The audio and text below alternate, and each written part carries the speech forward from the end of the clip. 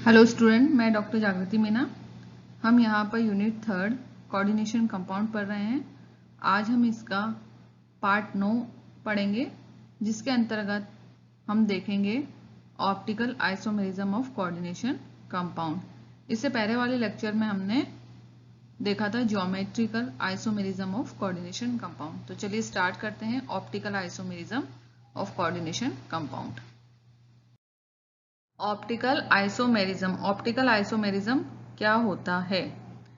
Optical isomer are those two compound with the same chemical formula such that their mirror image are not superimposable on each other, and this property is called optical isomerism.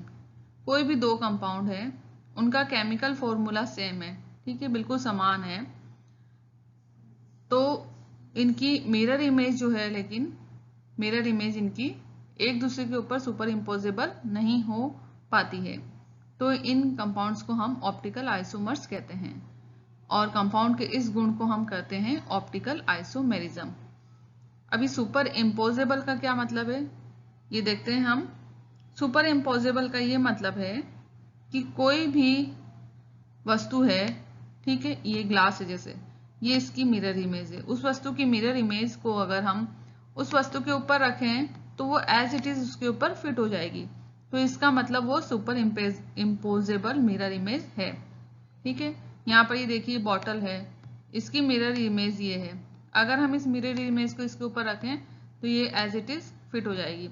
अब यहाँ पर हम देखते हैं कि ये hand है, ठीक है, इसकी मिरर इमेज ये है।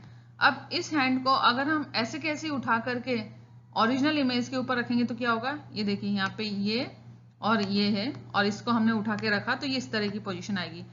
एक हाथ का अंगूठा इधर आ जाएगा और दूसरे हाथ का अंगूठा इधर आ जाएगा। इसका मतलब इस मिरर इमेज को इस ओरिजिनल इमेज के ऊपर रखने पर ये इसके ऊपर बिल्कुल फिट नहीं हो पा रही है। तो जब कोई मिरर इमेज ओरिजिनल इमेज के ऊपर फिट नहीं हो पाती है तो हम उसे कहते हैं नॉन सुपर इम्पोजेबल, ठीक है। लेकिन जब कोई इमेज मिरर इमेज जो है वो ओरिजिनल इमेज के ऊपर फिट हो जाती है तो हम उसे कहते हैं सुपर इम्पोजेबल मिरर इमेज। तो यहां तक बात क्लियर है। ऑप्टिकली एक्टिव कंपाउंड, ठीक है। ऑप्टिकली एक्टिव कंपाउंड्स क्या होते हैं? When polarised light is allowed to pass through certain complex compound, जब किसी लाइट को हम पोलराइज्ड लाइट को किसी सर्टेन कंपाउंड निश्चित कंपाउंड के कॉम्प्लेक्स में से गुजारते हैं तो ये कॉम्प्लेक्स क्या करते हैं, they rotate the plane of polarized light through certain angle. ये जो कॉम्प्लेक्स होते हैं ये क्या करते हैं, इस पोलराइज्ड लाइट के प्लेन को किसी एक निश्चित एंगल में रोटेट कर देते हैं। यहाँ इस डायग्राम से देखिए, ये लाइट सोर्स है, ये अनपोलराइज्ड लाइट है, ओके। उसके बाद में हमने एक प्रिज्म रख दिया। प्रिज्म क्यों रखा, ताकि लाइट जो है वो पोलराइज्ड हो जाए। अब ये पोलराइज्ड लाइट है, प्रिज्म में से होकर के निकल रही है, और ये जो है कोई कंपाउंड है या कोई कॉम्प्लेक्स है। जब ये पोलराइज्ड लाइट इस कॉम्प्लेक्स में से होकर के निकलती है तो ये जो कॉम्प्लेक्स होता है इस पोलराइज्ड लाइट के प्लेन को, ठीक है, इस प्लेन को किसी एक डायरेक्शन में या किसी एक सर्टेन एंगल में रोटेट कर देता है। या तो वो इधर रोटेट कर देगा या फिर इधर रोटेट कर देगा, लेफ्ट में या राइट में रोटेट कर देता है। Thus the property of complex compound of rotating the plane of polarized light is called optical activity। ये जो प्रॉपर्टी होती है कॉम्प्लेक्स कंपाउंड की, कौन सी प्रॉपर्टी, पोलराइज्ड लाइट के प्लेन को रोटेट करने की, इस एक्टिविटी को कहते हैं हम ऑप्टिकल एक्टिविटी। और ये जो कंपाउंड होता है वो कहलाता है ऑप्टिकली एक्टिव कंपाउंड। तो बात समझ में आ गई। ऑप्टिकली एक्टिव कंपाउंड कौन होगा, वो कंपाउंड जो कि पोलराइज्ड लाइट के प्लेन को क्या कर दे, रोटेट कर दे किसी एक सर्टेन एंगल में, वो ऑप्टिकली एक्टिव कंपाउंड कहलाएगा। अभी पिछली स्लाइड में हमने देखा था कि जो कॉम्प्लेक्स कंपाउंड होते हैं वो प्लेन पोलराइज्ड लाइट को रोटेट करते हैं किसी एक निश्चित एंगल में, ठीक है।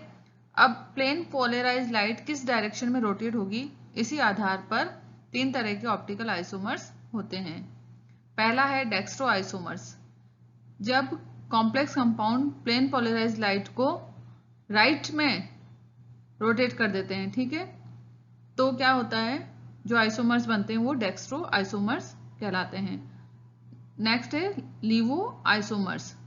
जब complex compound plane of polarise light को लेफ्ट में रोटेट करते हैं तो बनने वाला आइसोमर लीवो आइसोमर कहलाता है। इसे हम L और प्लस से भी लिख सकते हैं।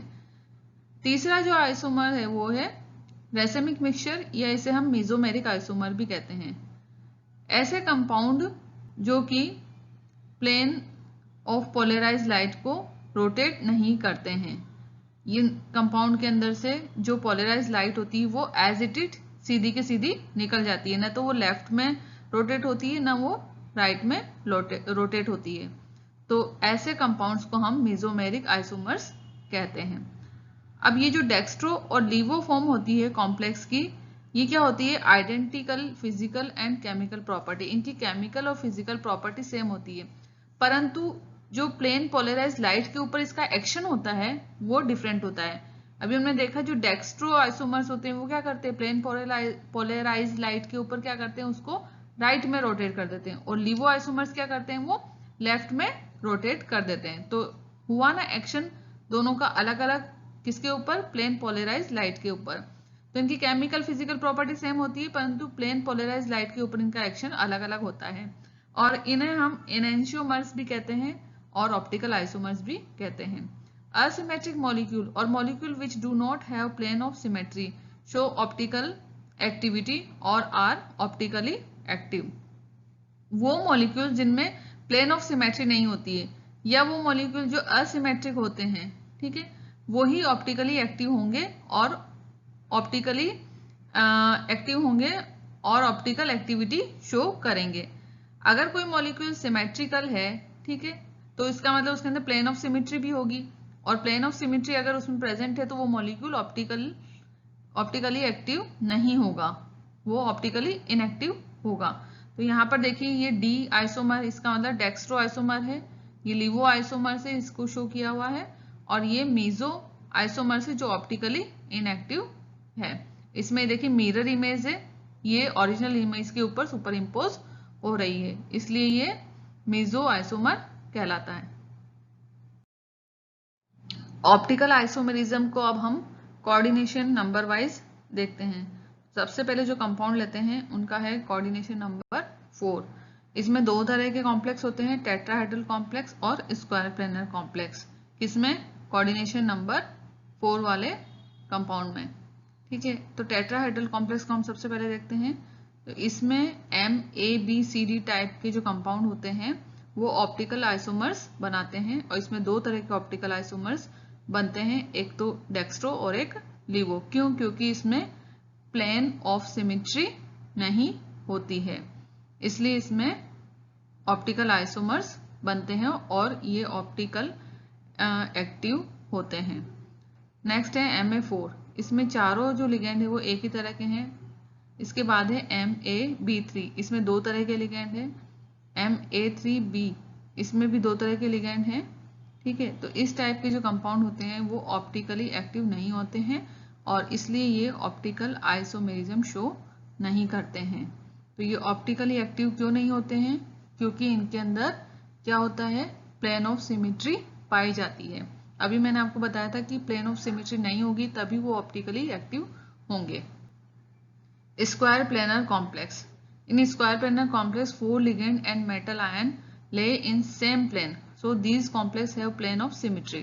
अब देखिए स्क्वायर प्लेनर में भी क्या होता है कि जो स्क्वायर प्लेनर स्ट्रक्चर होता है उसके अंदर क्या होता है कि एक स्क्वायर होता है, उसके चारों कोने पे लिगेंड होता है और बीच में मेटल एटम होता है, और वो सभी एक ही प्लेन में होते हैं, तो इनमें प्लेन ऑफ सिमेट्री पाई जाती है। इसलिए square planar complex are optically inactive, ये इनएक्टिव होते हैं और ये ऑप्टिकल आइसोमेरिज्म शो नहीं करते हैं।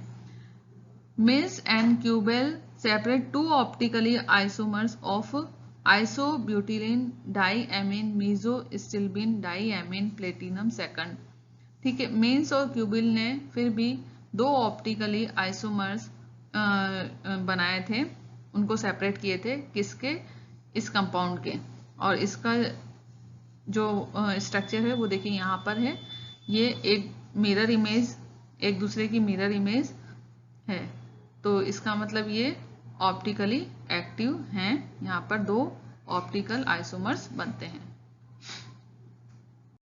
नेक्स्ट है कोऑर्डिनेशन नंबर 6, वो कंपाउंड जिनमें कोऑर्डिनेशन नंबर कितना होता है, 6 हो।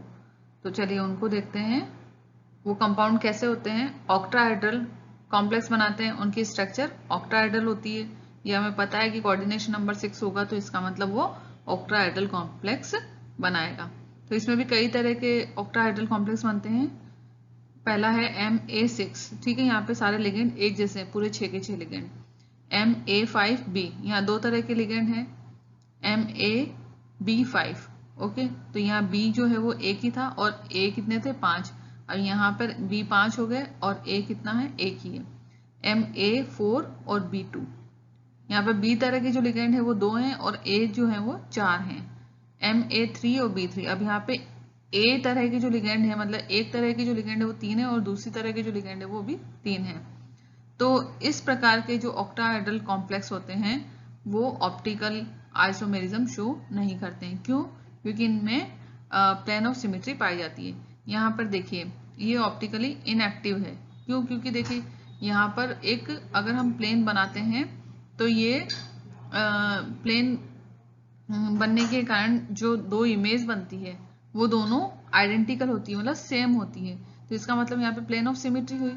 अच्छा, प्लेन ऑफ सिमेट्री का मतलब आप क्या समझते हैं? प्लेन ऑफ सिमेट्री का मतलब है कि ऐसा इमेजिनरी प्लेन जो कि मॉलिक्यूल को दो आइडेंटिकल हाफ्स में डिवाइड कर दे। ठीक है, यहाँ पर जैसे एक प्लेन बना दिया, मैं आपको बना के बताती हूँ। यहाँ पर अगर इस तरह से एक प्लेन बना दिया जाए तो ये मॉलिक्यूल क्या होगा, दो हाफ में डिवाइड हो जाएगा और ये दोनों हाफ क्या होंगे, एक दूसरे के बिल्कुल समान होंगे, आइडेंटिकल होंगे। इसका मतलब इसमें प्लेन ऑफ सिमेट्री होती है। इसलिए इस टाइप के जो ऑक्टाहेड्रल कॉम्प्लेक्स होते हैं वो ऑप्टिकल आइसोमेरिज्म शो नहीं करते हैं। नेक्स्ट तरह के जो हैं वो हम देखते हैं MA2, B2 और C2। अब यहाँ पे देखिए 3 तरह के लिगेंड आ गए और दोनों की संख्या कितनी है, 2 है। तो ABCD are monodentate ligands and show 2 optical isomers. कौन से? सिस और ट्रांस। दो तरह के ऑप्टिकल आइसोमर्स शो करेंगे ये, सिस और ट्रांस। यहाँ पे स्ट्रक्चर द्वारा समझ सकते हैं हम। यहाँ पे देखिए सिस या उसको हम डी आइसोमर्स कहते हैं और होता है हमारे पास में ट्रांस आइसोमर। ठीक है, और ये मिरर इमेज है इसकी डी की। तो ये है MA2, B2, C2 टाइप का आइसोमर या कॉम्प्लेक्स। अगला जो प्रकार है ऑक्टाहेड्रल कॉम्प्लेक्स का वो है MABCDEF। अब यहाँ पे देखिए पूरे 6 के 6 जो लिगेंड है वो अलग अलग हैं। तो इस तरह के जो ऑक्टाहेड्रल कंपाउंड होते हैं वो ऑप्टिकल आइसोमेरिज्म शो करते हैं क्योंकि इनमें प्लेन ऑफ सिमेट्री नहीं होती है। तो प्लेन ऑफ सिमेट्री कैसे नहीं होगी, देखते हैं। ये देखिए यहाँ पे ये सारे लिगेंड जो हैं ये अलग अलग हैं। ठीक है, अगर हम इस कंपाउंड को बीच में से प्लेन बना करके और दो हाफ में डिवाइड करें तो क्या ये सेम होगा? दोनों हाफ नहीं होंगे, तो इसका मतलब इसमें प्लेन ऑफ सिमेट्री नहीं है। तो इसलिए ये ऑप्टिकली एक्टिव होते हैं और ऑप्टिकल आइसोमेरिज्म को शो करते हैं। अभी हमने बात करी थी मोनोडेंटेड लिगेंड की, अब हम बात करते हैं बाइडेंटेड लिगेंड की। तो यहाँ पर हमारे पास में MAA whole twice A2 type का एक कंपाउंड है। ठीक है, इसका एग्जाम्पल है, हम यहाँ लेते हैं COEN2Cl2+। तो यहाँ पे जो डबल A है इसका क्या मतलब है, ये सिमेट्रिकल बाइडेंटेड लिगेंड है। ओके, ये दोनों बाइडेंटेड लिगेंड है। तो MAA2 टाइप के जो कॉम्प्लेक्स होते हैं वो सिस और ट्रांसफॉर्म बनाते हैं, यानी कि इसके साथ दो आइसोमर्स बनते हैं, सिस और ट्रांस। यहाँ पर देखिए ये इसकी सिस फॉर्म है और ये जो नीचे है ये ट्रांसफॉर्म है। तो cis isomer has not plane of symmetry and resolve into 2 optically active isomer. जो सिस आइसोमर्स होते हैं ये वाले, देखिए सिस आइसोमर्स जो हैं वो डी फॉर्म सिस आइसोमर की और ये एल फॉर्म, यानी कि ये डेक्स्ट्रो और ये लीवो। ये जो सिस फॉर्म होती है उसमें प्लेन ऑफ सिमेट्री नहीं होती है और इसलिए ये क्या होते हैं, दो आइसोमर्स में रिजोल्व हो जाते हैं जो कि ऑप्टिकली एक्टिव होते हैं, यानी कि इसके अंदर ऑप्टिकली एक्टिव आइसोमर्स बनते हैं।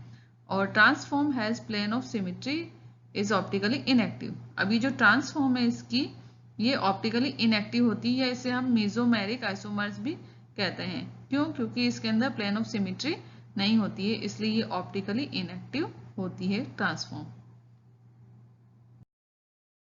नेक्स्ट एग्जांपल है MAA2AB। ठीक है, इस टाइप का कोई हमारे पास में कॉम्प्लेक्स है जिसका एग्जांपल है CONS3Cl En2 तो ये जो कॉम्प्लेक्स होते हैं ये भी सिस और ट्रांस आइसोमर्स बनाते हैं। यहाँ पर देखिए ये सिस फॉर्म है इनकी, ये डी सिस फॉर्म है यानी डेक्स्ट्रो, और ये एल है यानी कि लीवो। ठीक है, और ये ट्रांसफॉर्म है। ऊपर भी देख सकते हैं हम, ये सिस फॉर्म है और ये इसकी ट्रांसफॉर्म है। ये दोनों ए जो है वो पास में है तो इसका मतलब सिस है, और यहाँ पर ये ट्रांस है। ठीक है, तो जो इसके सिस आइसोमर्स होते हैं उनमें प्लेन ऑफ सिमेट्री नहीं होती है, तो इसका मतलब ये ऑप्टिकल आइसोमर्स बनाते हैं। तो अब यहाँ पर देखिए जो सिस आइसोमर्स हैं इसके, इनमें प्लेन ऑफ सिमेट्री नहीं है, तो ये ऑप्टिकल आइसोमर्स बना रहे हैं। यहाँ पे ये देखिए ये और ये ऑप्टिकल आइसोमर्स हैं। और इसकी जो ट्रांस आइसोमर्स होते हैं उनमें प्लेन ऑफ सिमेट्री होती है, इसलिए ऑप्टिकली इनएक्टिव होते हैं और इनमें ऑप्टिकल आइसोमर्स शो नहीं होते हैं। ये इसकी ट्रांसफॉर्म है किसकी, CONS3Cl En2 की। तो यहाँ स्ट्रक्चर में हम देख सकते हैं कि इसमें प्लेन ऑफ सिमेट्री होती है, इसलिए ये ऑप्टिकली इनएक्टिव होते हैं और ऑप्टिकल आइसोमर्स नहीं बनाते हैं। नेक्स्ट एग्जांपल है हमारे पास में MAA2B2। ठीक है, यहाँ पर भी एक हमारे पास में बाइडेंटेड लिगेंड है जो कि है एथिलीन डाई अमीन। ये है हमारा बाइडेंटेड लिगेंड और ये जो है वो B को शो कर रहा है और ये स्मॉल a को शो कर रहा है। तो ये एग्जांपल हो गया हमारे पास CONS32Cl2En। ठीक है, तो इस कॉम्प्लेक्स में भी क्या होगा, सिस और ट्रांस दो तरह के आइसोमर्स बनेंगे। यहाँ पर देखिए स्ट्रक्चर में बताया गया है, ये सिस आइसोमर है और ये ट्रांस आइसोमर है, तो इनकी स्ट्रक्चर कुछ इस प्रकार की होगी। अब इसमें भी सिस आइसोमर जो है उसके पास प्लेन ऑफ सिमेट्री नहीं होगी, तो ये जो सिस आइसोमर्स है इसमें प्लेन ऑफ सिमेट्री नहीं होती है, तो इसका मतलब ये क्या होता है, रिजोल्व हो जाता है दो ऑप्टिकली एक्टिव आइसोमर्स में। यहाँ पर देखिए सिस आइसोमर्स जो है वो डी सिस फॉर्म बनाएगा और एल सिस फॉर्म बनाएगा, यानी कि दो ऑप्टिकल आइसोमर्स इनमें बन जाएंगे, डेक्स्ट्रो और लीवो। और ट्रांस आइसोमर जो होता है उसमें प्लेन ऑफ सिमेट्री होती है, तो ये ऑप्टिकली इनएक्टिव होगा, और ऑप्टिकली इनएक्टिव होगा तो ये जो ट्रांसफॉर्म है वो किसी तरह का ऑप्टिकल आइसोमर नहीं बनाएगी। तो यहाँ तक आपको सारी चीजें क्लियर हो गई होगी और अब आप आसानी से बता सकते हैं कि कौन सा कंपाउंड ऑप्टिकली एक्टिव है, कौन सा इनएक्टिव है, कौन से कंपाउंड में ऑप्टिकल आइसोमर बन रहा है और कौन से में नहीं बन रहा है। So thank you.